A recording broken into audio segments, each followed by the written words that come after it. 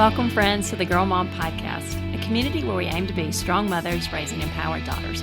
This is Kari your host, and you're listening to episode 2. On today's show, I'm going to share some of the backstory that led me to write my first book for mothers. It's actually been 4 years since I've released a book, and that's because I was waiting for a special idea to grab me. Now, as a writer, I don't have many moments of crystal clear clarity, but with this book, I got that. And when one of my editors told me that the day this book proposal came in, it affected her personally, and she thinks she may have freaked her 8-year-old daughter out when she picked her up from camp that afternoon and gave her a big hug and told her how much she loves her in front of her friends, I realized how that is the conversation I want to begin. This new book for moms is called Love Her Well, and you can pre-order it now online at Amazon, Barnes & Noble, ChristianBook.com, and Books A Million. And whether you're listening to this episode alone, with friends, or with your favorite girl, I hope it encourages you to parent with a spirit of strength and invest in your relationship with your daughter. Thanks for tuning in and enjoy the show. So recently on social media, I shared some exciting news. On August 18th, 2020, I'll release a new book for moms of teen girls called Love Her Well, 10 Ways to Find Joy and Connection with Your Teenage Daughter. I'll be honest, I never planned to write a parenting book. Like every parent out there, I mess up all the time. And I believe my best advice may come in 20 years when my 4 daughters are grown up and I have the broader perspective of time. But I wrote this book because moms are struggling now. Moms want to hear from other moms who are in the foxhole with them and get their secret battles. In 20 years, our parenting culture will look totally different. And though I may have more wisdom by then, just like all of you, I won't relate to those parents like I can relate to parents today. I also wrote this book as an act of obedience. I knew that God wanted me to share my stories and my resources, yet within weeks of starting the manuscript, I saw new tensions arise between me and one of my daughters. As my inner critic got stirred up and started to scream, "Who do you think you are to write this? You are totally unqualified," I realized I had a choice. I could either quit and accept defeat or lean into my struggles and write from a place of vulnerability and deep trust in God. As this book releases, I'll have 3 teenage daughters and 1 preteen daughter. I'll need the conversations that I hope it begins. And while I have long had a heart for teenage girls and eagerly wrote 2 books for them, God has slowly softened my heart to the moms of teenage girls as I've become one myself. Because here is the irony. Back in 2014, when I released my first book for teen girls, called 10 Ultimate Truths Girls Should Know, moms would often come up to me at speaking events and thank me for writing the book. They tell me how it felt like I'd taken the thoughts in their head and put them down on paper, and they share stories of the great conversations they'd had with their daughters after they read the book. The moms would then ask me, "When are you going to write a book for us?" This is where I would smile politely, as we do here in the South, and say, "I don't know," even though every bone inside me screamed, "Never." Honestly, writing for moms sounded way too intimidating, and even though I adore my mom friends, I believe that teenagers had to be an easier audience because they're not so set in their beliefs.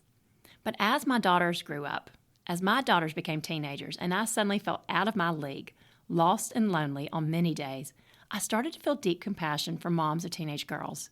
I realized how even the best mother-teen-daughter relationships have worries, tensions, and doubts. Raising teenagers is simply not as clear-cut as raising small kids, because as kids grow up, the issues get more complex and the diversity in parenting styles widens. When my girls were babies and toddlers, I could go to the gym and get advice on potty training or tantrums or sleeping through the night from practically any mom ahead of me. But with older kids, the issues require more privacy, and you also need parents who share your values and goals because it's out of that foundation that decisions are made. Looking back, I can see how God spent several years preparing my heart and laying the groundwork for this passion project. In 2016, after my second book came out, I took a long break from book writing because I needed to refuel. I decided to be very careful and patient in whatever I committed to next because I knew from experience that I would spend 1 year writing a book and another year talking about that book. So any topic I chose had to ignite a fire in me. Well, fast forward to the summer of 2018, and I'm at Opelika, Alabama for a mother-daughter event. After speaking to the girls, I spoke to the moms about how to love a teenager. I always loved giving this talk because it allows me to share mistakes I've made, and it begins with a story of me crying on the floor in my closet because my then 13-year-old daughter and I were stuck in a season of fighting. Our once close relationship felt strained and cold. That breakdown on my closet floor was my wake-up call, one of those rock-bottom parenting moments where I finally admitted that my pride was keeping me from loving my daughter well. She was growing up, and our relationship had to grow up too. Something had to change, and that change could only begin with me. After I gave this talk in Opelika, several women came up to share their stories. One Southern woman, whose name I regrettably don't know, walked up, pointed at me, and boldly declared, "That needs to be your next book." Immediately, the light bulb flashed in my head. The clouds cleared, and after years of waiting for a new book idea to grab me, I finally had an answer. The mother-teen-daughter relationship was something I could easily wrap my heart, my mind, and my arms around. So for the next 8 months, I threw myself into a manuscript that became a labor of love. The deeper I dove into it, the more I realized how much I needed the conversations I hoped to start. Now, typically with nonfiction books, you write 3 chapters and a detailed synopsis for the remaining chapters. You create a book proposal that gets pitched to publishers, and after you sign with a publisher, you work with them to flesh out the manuscript. With this book, however, I wanted to get it on paper without worrying about sales or marketing or numbers or any of those external factors. I knew from the thousands of conversations I've had with moms over the years that there was a need for a book about raising teenage daughters that was realistic yet optimistic, a book that could help us parent them with a spirit of strength and not defeat. Only a handful of people knew I was working on this book, and what made it special was how this project felt like it was just me and God. It was an intimate experience with Him that I hadn't felt in a while, and it helped me remember why I started to write in the first place. I was very nervous as my agent pitched this book to publishers, but it too ended up being the best experience. I had the most life-giving conversations with teams at different houses, and what fascinated me was how the common link between every interested acquisitions editor was that they all felt personally connected to the book because they, or a key member of their team, had a daughter.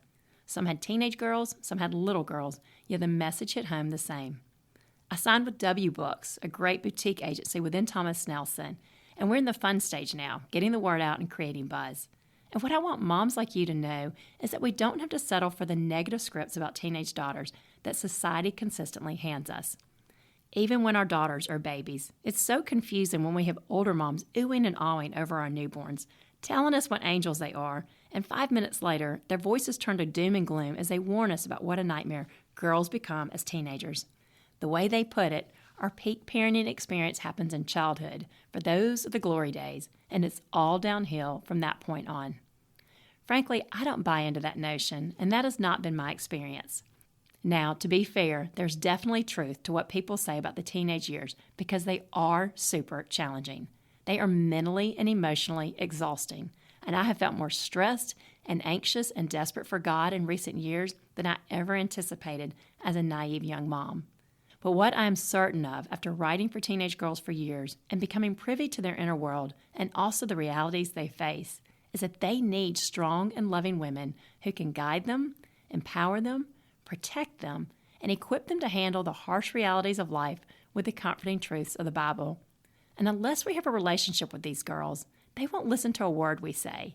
If we want to have a voice in the lives of teenage girls today, we have to earn their trust and become people they feel comfortable turning to and talking to. Love Her Well is the book that I wish someone had handed me 5 years ago as I entered the teenage years with my daughter. My big mistake, one that many moms tend to make, was blaming every problem on my daughter, thinking that she was the only one who needed to change. After years of people warning me about teenagers, I decided their predictions were simply coming true.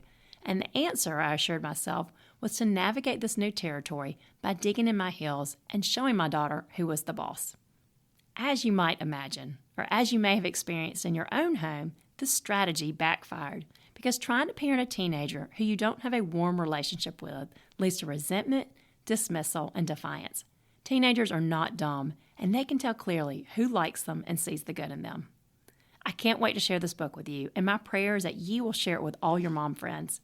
Today's teenagers face unprecedented challenges, and while God wants us to finish strong in our daughter's final years at home, setting a positive stage for the long-term relationship that may last 30 or 40 years, far longer than the 18 years they spend under our roof, we also have an enemy who wants to deepen every divide and fuel every tension.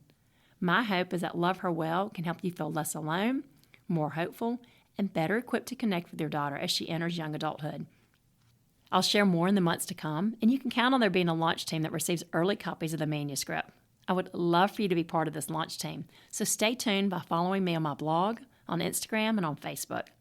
Also, please pre-order your advanced copy of Love Her Well through Amazon or any online retailer because pre-orders help other moms discover the book and tell retailers to stock up on it because the message is important. As our daughters grow up, we need new ways of connecting with them and helping recognizing the blind spots that make us believe we're always right and only our teenagers need to change. Love Her Well is not a guide on how to fix your daughter or how to control her, but rather ideas on how to strengthen and deepen your connection, resolve conflict, learn from your mistakes, and most importantly, lean on God for help and let Him love you as you love your daughter. Today's girls have the entire world telling them what's wrong with them. They need mothers who tell them what's right with them. Rather than say, this is impossible, we can say, this requires effort, but my daughter is worth it. We love because God loved us first. We don't give up on our child because God doesn't give up on us. Hope begins when we decide we want more than what society tells us, and we work toward finding harmony during our daughter's final years at home. There are no guarantees in life or in parenting, but there is peace in knowing that we've loved our daughters well and obeyed God. My oldest daughter graduates next year, and I could cry just thinking about it, and I'm so thankful that I didn't see her teenage years as simply a season to survive. Many of my favorite memories with her and her sisters have actually occurred in recent years, and though adolescence is definitely a challenging season, it can also be a very rich and rewarding season too. Whether you and your daughter are in a great place already or hanging by a thread, this book will open your eyes to the realities that she faces, enrich your connection, and help you help your daughter learn how to stand on her own 2 feet. Make plans now to get this book and study it with a small group of moms you trust and respect. Expect it to give you a launching pad for conversations that may answer your personal questions while allowing you to protect your daughter's privacy. Every chapter tackles a different subject related to girls that can help you be more intentional, empathetic, and effective. They're designed to cultivate a new mindset that inspires Christ-like love in your relationship and your home. We serve a mighty God who chose you to be your daughter's mother. Since God doesn't make mistakes, you can be confident of this decision, even if you lose confidence in yourself. I can't wait to encourage you with this book, and I know already that God will use many of you to encourage me when I fail and lose hope. Together, we can lift each other up and dust each other off, showing our daughters what it looks like for women to support women, especially in the journey of motherhood. Friends, I am so grateful you tuned in today. If you enjoyed the show, please subscribe on iTunes or wherever you listen and leave a ratings or review to help others find it. To continue the conversation, find me on Instagram or Facebook and share your stories about raising daughters. None of us have all the answers, but by putting our hearts and minds together, we can figure out a lot.